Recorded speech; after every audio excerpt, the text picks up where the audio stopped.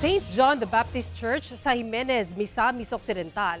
Hingpit nga gibuksan pagbalik sa publiko ug nagpahigay na sa misa. Human ang usa ka semana kapag sirado na ini resulta sa giingong pagpangluwa sa usa ka vlogger o sa butanganan ug holy water sa maong simbahan. Ani report.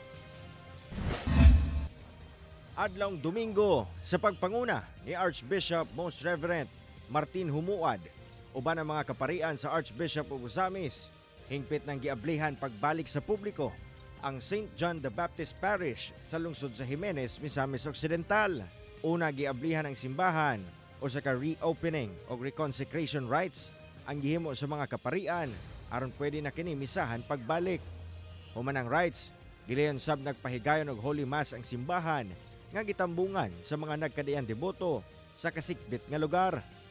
Kinamduman nga gisirad-an sa publiko o walay misa nga gihimo sa mong simbahan sulod sa usa ka semana human nga giingong giluwaan sa usa ka babaeng vlogger ang holy water font sa mong simbahan. Hinoon human mi viral ang mong istorya, gilayon sab gipanghimakak sa mong vlogger nga iyang giluwaan ang holy water font.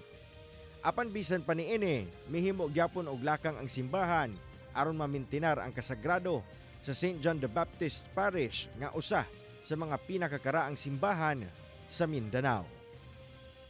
Cyril Chavez, One Mindanao.